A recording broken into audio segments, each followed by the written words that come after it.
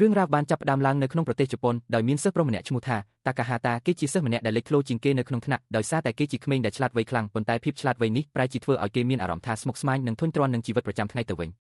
រហូតដល់ថ្ងៃមួយខណៈពេលដែលតាកាហាតាកំពុងអង្គុយរៀនហើយគ្រូបង្រៀនកំពុងសរសេរនៅលើក្តារខៀនស្រាប់តែក្បាលរបស់លោកគ្រូបានផ្ទុះបែកខ្ចាត់ខ្ចាយយ៉ាងរន្ធត់ភ្លាមនោះមានរូបតុក្កតាប្រដាប់ក្មេងលេងចម្លែកមួយដែលអាចនិយាយបានលេចចេញមកពីក្នុងក្បាលរបស់លោកគ្រូរូបតុក្កតានោះមានឈ្មោះថាដារូម៉ាហើយវាក៏បានទាញសិស្សទាំងអស់ឲ្យចូលរួមក្នុងហ្គេមប្រឈមមុខនឹងសេចក្តីស្លាប់មួយលក្ខខណ្ឌនិងច្បាប់នៃហ្គេមនេះគឺប្រសិនបើដារូម៉ាងាកមុខមកហើយឃើញសិស្សណាម្នាក់កម្រើកខ្លួនក្បាលរបស់សិស្សម្នាក់នោះនឹងត្រូវផ្ទុះបែកភ្លាមប៉ុន្តែបើដារូម៉ាងាកខ្នងអាចផ្លាស់ទីដោយសេរីបានបន្ទាប់មកដារូម៉ាបានងាកមុខត្រឡប់មកវិញហើយឃើញសិស្សម្នាក់កម្រើកខ្លួនវាក៏បានសម្លាប់គេចោលភ្លាមនៅនឹងកន្លែងចំណែកឯអ្នកដែលតក់ស្លុតរន្ធត់ចិត្តហើយព្យាយាមរត់ភៀសខ្លួនក៏ត្រូវជួបជោគវាសនាបញ្ចប់ជីវិតដូចគ្នាដែរបន្ទាប់មកដារូម៉ាក៏បានងាកខ្នងទៅវិញហើយទន្ទិញតែឈ្មោះរបស់វាដែលសិស្សដែលនៅរស់រានមានជីវិតទាំងប៉ុន្មានត្រូវធ្លាក់ចូលទៅក្នុងភ័យខ្លាចដល់កម្រិតកំពូលនិងបានត្រឹមតែនិយាយតបរហ័សថាតើពួកគេគួរតែធ្វើដូចម្តេចបន្តទៀតរាល់ពេលដែលដារូម៉ាសម្លាប់សិស្សម្នាក់តែងតែមានគ្រាប់បាល់ពណ៌ក្រហមតូចជ្រុះចេញពីរាងកាយរបស់អ្នកនោះមានសិស្ស2នាក់បានរងចាំចង្វាក់ដែលដារូម៉ាងាកទៅខាងទៀតរួចក៏ប្រញាប់ស្ទុះរត់ទៅកាន់ទ្វារបន្ទប់ប៉ុន្តែជាអកុសលទ្វារនោះត្រូវបានចាក់សោជាប់ហើយពួកគេកំពុងតែត្រូវគេឃុំឃាំងនៅក្នុងបន្ទប់នេះភ្លាមនោះដារូម៉ាក៏បានងាកត្រឡប់មកវិញម្ដងទៀតហើយសម្លាប់សិស្សទាំង2នាក់នោះចោលភ្លាមអ្នករាល់គ្នាដែលនៅសល់ក៏ចាប់ផ្ដើមស្រែកយំយ៉ាងស្រឡាំងកាំងដោយភាពតក់ស្លុតប៉ុន្តែមានសិស្សប្រុសម្នាក់ឈ្មោះថាស្កាទីបានព្យាយាមសម្រួលអារម្មណ៍អ្នកទាំងអស់គ្នាឲ្យស្ងប់ស្ងាត់និងបានប្រាប់ថាគេស្គាល់ហ្គេមនេះច្បាស់ណាស់វាគឺជាហ្គេមដារូម៉ាហើយពួកគេនឹងត្រូវគេឃុំឃាំងនៅក្នុងនេះរហូតដល់ដារូម៉ាសម្លាប់មនុស្សទាំងអស់គ្មានសល់ប៉ុន្តែនៅផ្នែកខាងក្នុងរបស់វាមានប៊ូតុងមួយប្រសិនបើពួកគេអាចចុចប៊ូតុងនោះបានហ្គេមរណៈនេះនឹងត្រូវបញ្ចប់ភ្លាមទោះជាយ៉ាងណាសិស្សម្នាក់បានប្រព្រឹត្តកំហុសឆ្គងដ៏ធ្ងន់ធ្ងរមួយដោយគេបានស្ទុះរត់ទៅចុចប៊ូតុងនោះទាំងប្រញាប់ប្រញាល់ប៉ុន្តែដារូម៉ាដឹងខ្លួនទាន់វាក៏បានងាកមកយ៉ាងលឿននិងសម្លាប់គេចោលភ្លាមនេះគឺជាល្បិចកលរបស់វាដោយដារូម៉ានឹងនិយាយយឺតប៉ុន្តែឲ្យតែវាមានអារម្មណ៍ថាមាននរណាម្នាក់កំពុងចូលមកជិតវានឹងងាកមកវិញយ៉ាងលឿនបំផុតបន្ទាប់មកសិស្សដែលនៅសល់បានកត់សម្គាល់ឃើញថានៅផ្នែកខាងក្នុងរបស់ដារូម៉ាមាននាឡិការ៉ាប់ថយក្រោយហើយពួកគេសល់ពេលត្រឹមតែ1នាទីប៉ុណ្ណោះប្រសិនបើយ៉ាម៉ោងរាប់ថយក្រោយដល់0សិស្សទាំងអស់នឹងត្រូវស្លាប់គ្មានសល់អ្នករាល់គ្នាបានព្យាយាមចូលទៅជិតវាដើម្បីចុចប៊ូតុងប៉ុន្តែសិស្សមួយចំនួនបានជន់លើគ្រាប់បាល់ពណ៌ក្រហមដែលរីប៉ាយពេញការ៉ូរហូតដល់ដួលហើយនៅពេលដារូម៉ាងាកមកពួកគេក៏ត្រូវគេសម្លាប់ភ្លាមរហូតធ្វើឲ្យពេញមួយបន្ទប់ពេលនេះពោពេញទៅដោយសាបនៅពេលដែលវេលានៅសល់មិនដល់10វិនាទីសិស្សដែលនៅមានជីវិតមានត្រឹមតែតាកាហាតានិងស្កាទីប៉ុណ្ណោះអ្នកទាំងពីរបានសម្រេចចិត្តរៀបចំផែនការយកឈ្នះហ្គេមនេះជាមួយគ្នាដោយស្កាទីបានអន់ក្នុងចុះហើយឲ្យតាកាហាដាឡូតជន់លើក្នុងរបស់គេដើម្បីស្ទុះសម្ដៅទៅរកដារូម៉ាយ៉ាងលឿនជាលទ្ធផលតាកាហាតាក៏អាចចុចប៊ូតុងនោះបានសម្រេចនៅវិនាទីចុងក្រោយបង្អស់បន្ទាប់មកដារូម៉ាក៏បានដួលរលំទៅលើដីទាំងបង្ហាញអាការមួម៉ៅដែលខ្លួនឯងជាភិក្ខុបរាជ័យតាកាហាតានិងស្កាទីមានសេចក្តីរីករាយជាខ្លាំងព្រោះគិតថាពួកគេបានរួចផុតពីសេចក្តីស្លាប់ហើយប៉ុន្តែស្រាប់តែក្បាលរបស់ស្កាទីបានផ្ទុះបែកខ្ចាត់ខ្ចាយមុនពេលដែលដារូម៉ាបានប្រាប់ទៅតាកាហាតាថាអ្នកដែលចុចប៊ូតុងគឺជារូបគេដូច្នេះតាកាហាតាគឺជាអ្នកឈ្នះតែម្នាក់គត់នៅក្នុងហ្គេមនេះប្រុសក្មេងស្ទើរតែមិនជឿនឹងភ្នែកនៅអ្វីដែលបានកើតឡើងចំពោះមុខនោះទេដារូម៉ានៅបានប្រាប់គេបន្ថែមទៀតថាឆ្មាកំពុងតែមកដល់ដែលមានន័យថាអ្វីដែលបានកើតឡើងទាំងប៉ុន្មាននេះគ្រាន់តែជាការកាត់សេចក្តីផ្ដាំឆ្ពោះទៅកាន់ហ្គេមរណៈបន្ទាប់ទៀតតែប៉ុណ្ណោះរំពេចនោះទ្វារបន្ទប់រៀនក៏បានបើកចេញហើយមិត្តភ័ក្តិរបស់តាកាហាតាឈ្មោះអ៊ិចស៊ីកាក៏បានលេចមុខឡើងនាងកំពុងស្ថិតក្នុងស្ថានភាពតក់ស្លុតនិងភ័យរន្ធត់យ៉ាងខ្លាំងតាកាហាតាក៏បានប្រញាប់ស្ទុះទៅរកអ៊ិចស៊ីកាដើម្បីមើលថាតើនាងមានការអ្វីទេបន្ទាប់មកស្រីស្អាតរូបនេះបានរៀបរាប់ប្រាប់គេថានាងផ្ទាល់ក៏ទើបតែឆ្លងកាត់ហ្គេមរណៈរបស់ដារូម៉ានេះដូចគ្នាហើយនៅពេលដែលអ៊ិចស៊ីកាចុចប៊ូតុងមិត្តរួមថ្នាក់របស់នាងទាំងអស់ក៏ត្រូវស្លាប់អស់គ្មានសល់តាកាហាតាក៏បានប្រាប់ទៅនាងវិញថារឿងរ៉ាវដូចគ្នានេះក៏បានកើតឡើងចំពោះរូបគេដែរដូច្នេះពួកគេត្រូវតែប្រញាប់ទូរស័ព្ទរាយការណ៍ប្រាប់ប៉ូលីសប៉ុន្តែនៅពេលដែលតាកាហាតាដកទូរស័ព្ទចេញមកគេបែរជាឃើញថាគ្មានសេវានោះឡើយអ្នកទាំងពីរក៏បានប្រញាប់រត់ចេញពីសាលារៀនប៉ុន្តែពេលនេះទ្វារគ្រប់ច្រកទាំងអស់ត្រូវបានចាក់សោចិត្តតាកាហាតាបានព្យាយាមវាបំបែកកញ្ចក់ប៉ុន្តែវាមិនមានស្នាមប្រេះបន្តិចសោះឡើយចុងក្រោយពួកគេក៏បានប្រទះឃើញទ្វារមួយដែលបើកចំហរួចក៏បានរត់ចូលទៅខាងក្នុងសាលហាត់ប្រាណប៉ុន្តែស្រាប់តែទ្វារមួយនោះបានបិទខ្ទាស់ភ្លាមធ្វើឲ្យអ្នកទាំងពីរត្រូវឃុំឃាំងសាជាថ្មីម្ដងទៀតទោះជាយ៉ាងណាក៏ដោយពួកគេមិនមែននៅតែ2នាក់នោះទេព្រោះនៅក្នុងសាលហាត់ប្រាណពេលនេះក៏មានសិស្សផ្សេងទៀតកំពុងតែនៅទីនោះដែរសិស្សមួយចំនួនដែលនៅទីនោះបានពាក់ឈុតមើលទៅដូចជាសត្វកណ្ដុរតាកាហាតាយកភ្លាមថាអ្នកទាំងអស់គ្នាកំពុងតែឈានចូលដល់ហ្គេមប្រឈមមុខនឹងសេចក្តីស្លាប់ថ្មីមួយទៀតហើយនៅលើឥដ្ឋមានសារសរសេរទុកថាបោះបាល់ចូលក្នុងកញ្ច្រែងកង់ដែកដើម្បីយកឈ្នះហ្គេមនេះរំពេចនោះផ្ទៃឥដ្ឋចាប់ផ្ដើមញ័ររញ្ជួយហើយរូបសំណាកយក្សដែលមានរូបរាងដូចឆ្មាបក់ដៃក៏បានលេចចេញមកឆ្មាយក្សនោះបានសម្លាប់នឹងស៊ីសិស្សម្នាក់ដែលពាក់ឈុតកណ្ដុរភ្លាមនៅនឹងភ្នែកបន្ទាប់មកវាក៏ចាប់ផ្ដើមផ្លាស់ទីសម្ដៅទៅរកសិស្សផ្សេងទៀតដែលកំពុងពាក់ឈុតកណ្ដុររួចទំពីស៊ីពួកគេចូលទៅក្នុងពុះម្ដងម្នាក់ហ្គេមលើកនេះពិបាកជាងហ្គេមមុនឆ្ងាយណាស់សិស្សទាំងអស់ខំរត់ភៀសខ្លួនទាំងភ័យរន្ធត់ចំណែកឯឆ្មាយក្សក៏ស្ទុះរត់ទៅរកតាកាហាតានិងអ៊ិចស៊ីកាប៉ុន្តែវាមិនបានស៊ីពួកគេទាំងពីរនោះទេព្រោះអ្នកទាំងពីរមិនបានពាក់ឈុតកណ្ដុរឡើយអ៊ិចស៊ីកាបានក្រឡេកឃើញបាល់មួយគ្រាប់កំពុងប្រឡាក់លើឥដ្ឋខណៈពេលដែលតាកាហាតាបានឃើញកង់ដែកមួយនៅលើខ្លួនរបស់ឆ្មាយប្រុសក្មេងយល់ភ្លាមថាពួកគេចាំបាច់ត្រូវតែបោះបាល់នេះឲ្យចូលទៅក្នុងកង់ដែកលើខ្លួនរបស់វាឲ្យបានតាកាហាតាក៏ប្រញាប់ស្រែកប្រាប់អ្នករាល់គ្នាបន្ទាប់មកសិស្សម្នាក់ដែលជាអ្នកលេងបាល់បោះយ៉ាងស្ទាត់ជំនាញបានសុំឲ្យអ៊ិចស៊ីកាបោះបាល់មកឲ្យគេបន្ទាប់ពីទទួលបាល់បានអ្នកលេងបាល់បោះរូបនោះបានបោះសម្ដៅទៅរកកង់ដែកនៅលើខ្លួនរបស់ឆ្មាយបាល់នោះមើលទៅជិតនឹងចូលទៅហើយប៉ុន្តែឆ្មាយបែរជាទប់ស្កាត់ទាន់រួចក៏បោះបាល់នោះបកត្រឡប់មកបុកសិស្សម្នាក់នោះយ៉ាងខ្លាំងរហូតបែករាងកាយទង្គិចនឹងជញ្ជាំងស្លាប់ភ្លាមនៅនឹងកន្លែងបន្ទាប់មកឆ្មាយបានសម្លឹងមើលមកតាកាហាតាប៉ុន្តែវាមិនបានស៊ីគេទេរួចក៏បែរទៅសម្លឹងមើលសិស្សទាំងអស់ដែលកំពុងពាក់ឈុតកណ្ដុរជំនួសវិញនៅពេលនោះឯងតាកាហាតាបានយល់ច្បាស់ថាឆ្មាយនឹងស៊ីតែមនុស្សដែលពាក់ឈុតកណ្ដុរប៉ុណ្ណោះ គេក៏ប្រញាប់ស្រែកប្រាប់សិស្សផ្សេងទៀតឲ្យដោះឈុតកណ្ដុរចេញភ្លាមអ្នករាល់គ្នាប្រញាប់ធ្វើតាមនិងគិតថាខ្លួនឯងមានសុវត្ថិភាពហើយប៉ុន្តែស្រាប់តែឆ្មាយបានកម្រើកខ្លួនសាជាថ្មីហើយលើកនេះវាក៏ចាប់ផ្ដើមដេញស៊ីមនុស្សគ្រប់គ្នាដោយមិនខ្វល់ថាអ្នកនោះពាក់ឈុតកណ្ដុរឬមិនពាក់ទៀតឡើយសិស្សទាំងអស់បានរត់ប្រសិទ្ធប្រសាច់ពេញសាលហាត់ប្រាណ HCK បានឃើញបាល់ជ្រុះនៅក្បែរខ្លួនហើយនៅលើបាល់នោះមាននាឡិការ៉ាប់ថយក្រោយដែលពេលនេះនៅសល់ត្រឹមតែ3នាទីប៉ុណ្ណោះក្នុងពេលជាមួយគ្នានោះឆ្មាយក៏បានចូលមកជិត HCK និងត្រៀមខ្លួនស៊ីនាងដោយឃើញថាមិត្តភក្តិរបស់ខ្លួនកំពុងស្ថិតក្នុងគ្រោះថ្នាក់តាកាហាតាក៏ប្រញាប់យកឈុតកណ្ដុរមកពាក់ដើម្បីបង្វែរអារម្មណ៍របស់វាឆ្មាយក៏ឈប់ខ្វល់ពី HCK រួចបែរមកដេញតាមតាកាហាតាវិញគេបានព្យាយាមរត់គេចឆ្វេងស្ដាំព្រមទាំងស្រែកសុំឲ្យនរណាម្នាក់បោះបាល់មកឲ្យគេប៉ុន្តែសិស្សទាំងអស់សុទ្ធតែភ័យខ្លាចគ្រោះថ្នាក់ធ្លាក់លើខ្លួនគ្មាននរណាម្នាក់ហ៊ានបោះបាល់ឲ្យគេឡើយភ្លាមនោះតាកាហាតាចាប់ផ្ដើមឮសំឡេងចម្លែកហើយគេក៏យល់ថាមកពីគេកំពុងពាក់ឈុតកណ្ដុរទើបអាចឮសំឡេងនោះបានតាមពិតទៅឆ្មាយចង់ឲ្យនរណាម្នាក់អោបខ្នងឲ្យវាដើម្បីឲ្យវាបានគេងលូក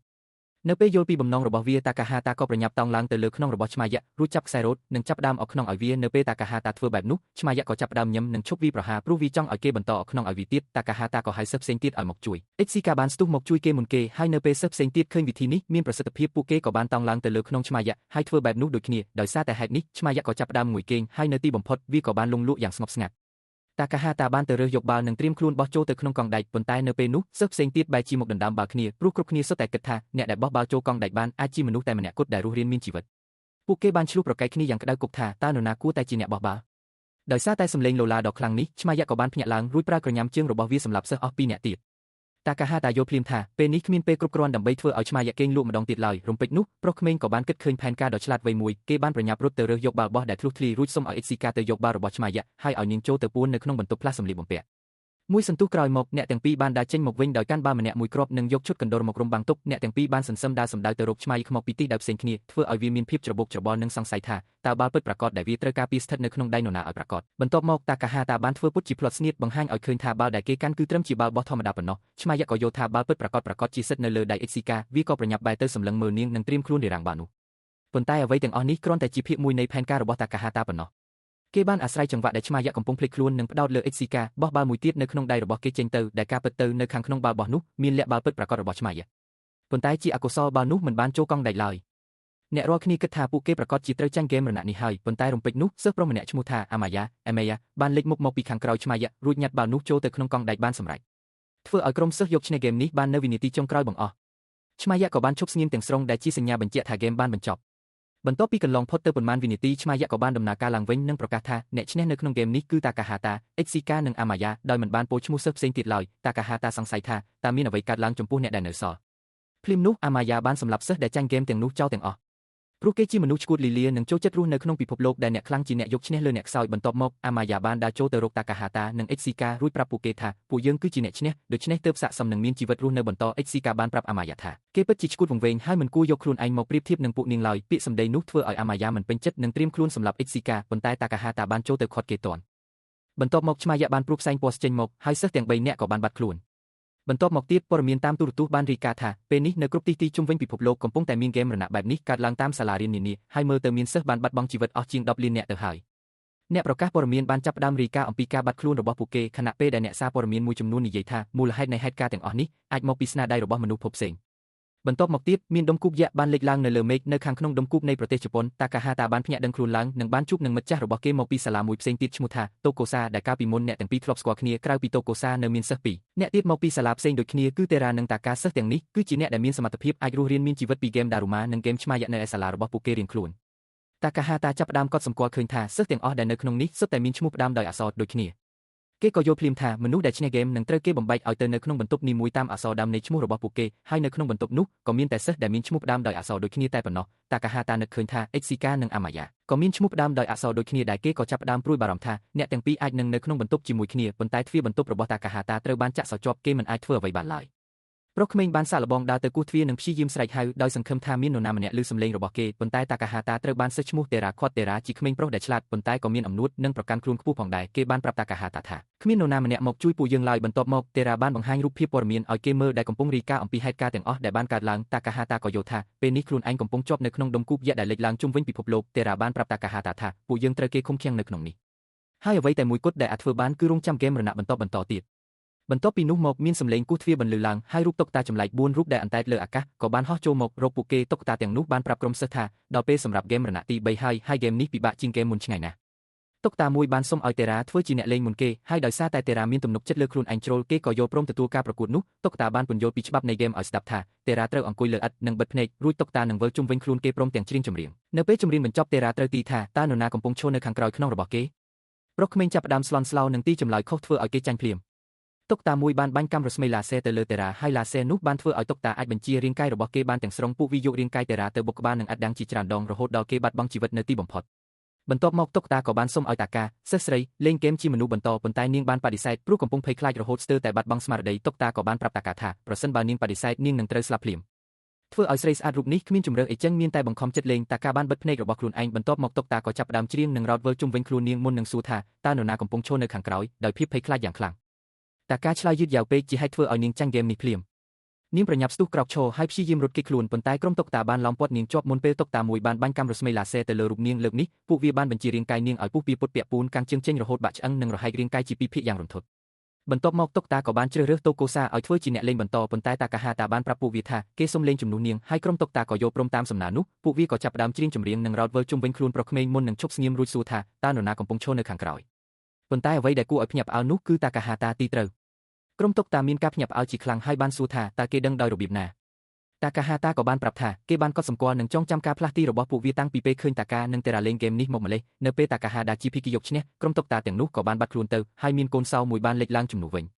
បន្ទាប់ពីនោះមកតាកាហាតានិងតូកូសាក៏អាចចាក់ចេញពីបន្ទប់នោះបានព្រមជាមួយកូនសោមួយគ្រាប់នោះពួកគេបានឃើញសិស្សប្រុសម្នាក់កំពុងរត់មកដោយមានកូនសោនៅក្នុងដៃដូចគ្នាខណៈដែលមានតុកតាមួយកំពុងដេញតាមគេសិស្សម្នាក់នោះបានស្រែកប្រាប់អ្នកទាំងពីរថាពួកគេត្រូវតែចាប់ដៃគ្នាឲ្យជាប់ព្រោះតុកតាមួយនេះនឹងសម្លាប់តែសិស្សណាដែលឈរម្នាក់ឯងប៉ុណ្ណោះនៅពេលតុកតាឃើញពួកគេចាប់ដៃគ្នាវាក៏ដោះលែងពួកគេទាំង3នាក់រួចដើរចេញទៅស្វែងរកសិស្សផ្សេងទៀតដែលនៅម្នាក់ឯងវិញពេលនេះក្រុមរបស់តាកាហាតាមានកូនសោររົບចំនួន2គ្រាប់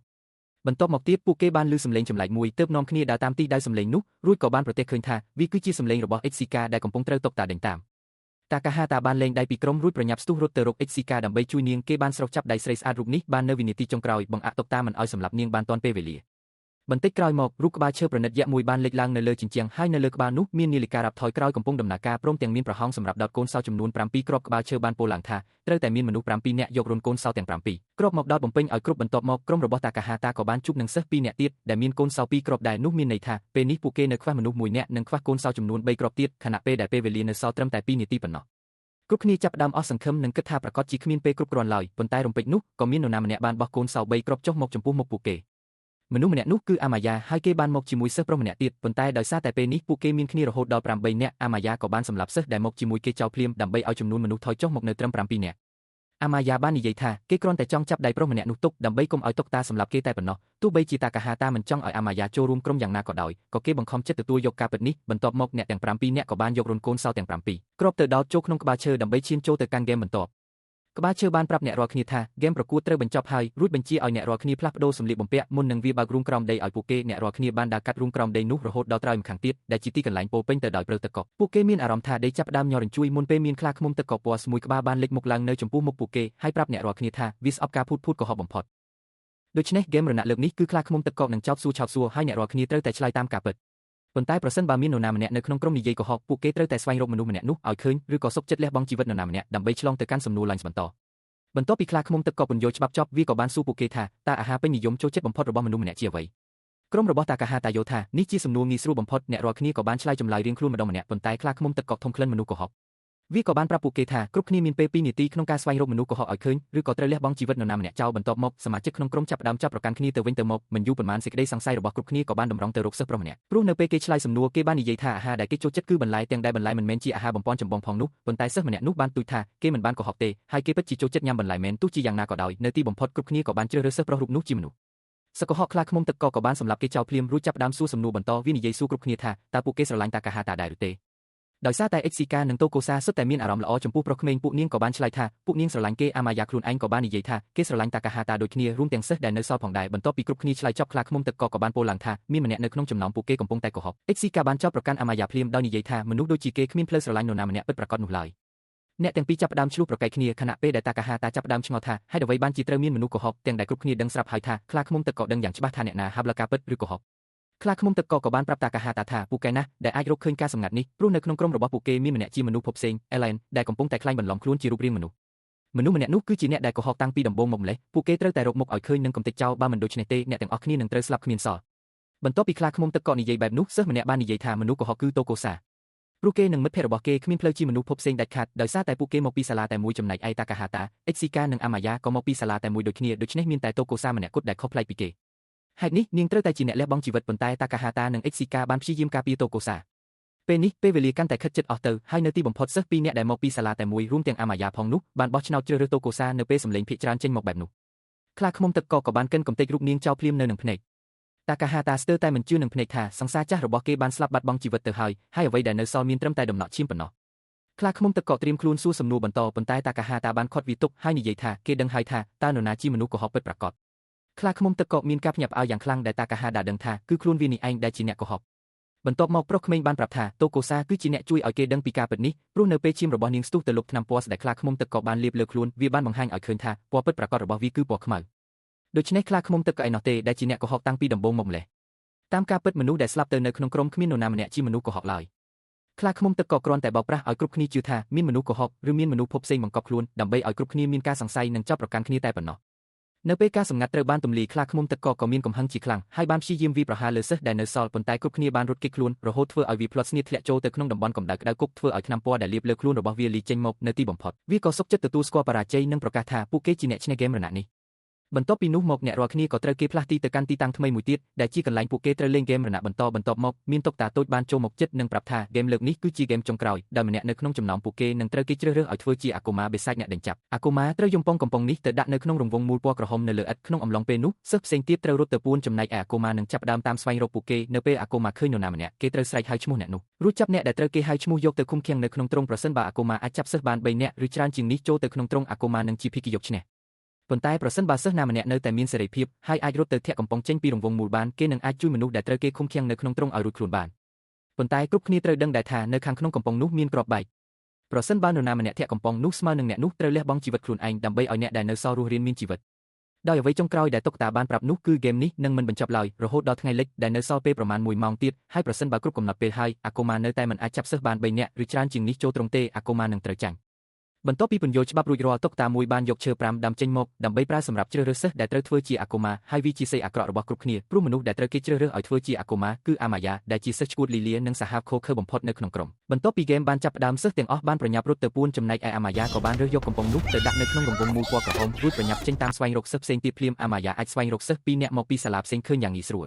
អ្នកទាំងពីរបានព្យាយាមវាយប្រហារលើគេប៉ុន្តែប្រុសម្នាក់នោះមានកម្លាំងខ្លាំងក្លាជាងពួកគេឆ្ងាយណាស់និងអាចយកឈ្នះលើអ្នកទាំងពីរមុននឹងបោះពួកគេចូលទៅក្នុងទ្រុងបានសម្រេចតាកាហាតានិងអិចស៊ីកាបានឃើញហេតុការណ៍ទាំងអស់ពីចម្ងាយប៉ុន្តែអាម៉ាយ៉ាក៏បានក្រឡេកឃើញពួកគេទាំងពីរនិងដឹងពីទីតាំងដែលពួកគេកំពុងពួនដូចគ្នាអ្នកទាំងពីរក៏ប្រញាប់ស្វែងរកផ្លូវរត់ភៀសខ្លួនតាកាហាតាបានយកខ្សែពួរមកចងដើម្បីប្រើសម្រាប់តោងចុះតាមបង្អួចប៉ុន្តែអាម៉ាយ៉ាបានមកដល់យ៉ាងលឿនបំផុតអិចស៊ីកាយល់ភ្លាមថាពួកគេគ្មានផ្លូវរត់រួចឡើយនាងក៏សុខចិត្តពន្យាពេលឲ្យតាកាហាតាដោយដើរចូលទៅរកអាម៉ាយ៉ាដោយខ្លួនឯងបន្ទាប់ពីចាប់ខ្លួនអិចស៊ីកាបានអាម៉ាយ៉ាក៏ប្រញាប់ដេញតាមរកតាកាហាតាបន្តភ្លាមប៉ុន្តែនៅពេលនោះគេបានរត់ភៀសខ្លួនបាត់ទៅហើយ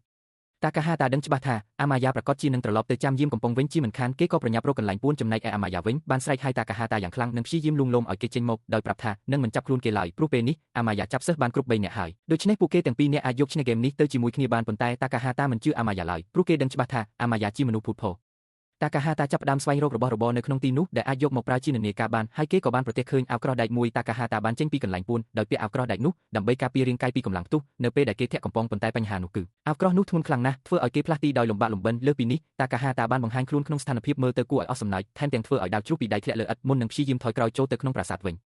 ញនៅពេលគ្មានអ្វីការពារខ្លួនអាម៉ាយ៉ាក៏បានដោះមួកសុវត្ថិភាពដែលតាកាហាតាកំពុងពាក់ចេញរួចចាប់ផ្ដើមសាច់ចំអកឲ្យគេប៉ុន្តែភ្លាមនោះអាម៉ាយ៉ាត្រូវភ្ញាក់ផ្អើលជាខ្លាំងនៅពេលឃើញថាមានច្រវាក់មួយខ្សែជាប់ជាមួយនឹងអាវក្រោះការពិតទៅអ្វីទាំងអស់ដែលបានកើតឡើងគឺជាផែនការរបស់តាកាហាតាតាំងពីដំបូងមកម្ល៉េះគេបានលូចចងច្រវាក់ជាប់នឹងរាងកាយរបស់អាម៉ាយ៉ានៅក្នុងចង្វាក់ដែលប្រុសឆ្កួតនោះកំពុងដោះមុខចេញពីរាងកាយរបស់គេធ្វើឲ្យពេលនេះអាម៉ាយ៉ាត្រូវគេរារាំងនិងមិនអាចត្រឡប់ទៅឯកំប៉ុងវិញបានឡើយបន្ទាប់មកតាកាហាតាក៏បាននិយាយឡើងថាកាលពីមុនគេធ្លាប់មើលឃើញថាជីវិតជារឿងដ៏សែនធុញទ្រាន់ប៉ុន្តែបន្ទាប់ពីគេត្រូវចូលមកក្នុងហ្គេមរណៈទាំងនេះតាកាហាតាក៏បានយល់ច្បាស់ពីតម្លៃនៃការមានជីវិតរស់នៅនិងដឹងថាខ្លួនឯងធ្លាប់ល្ងង់ខ្លៅប៉ុណ្ណា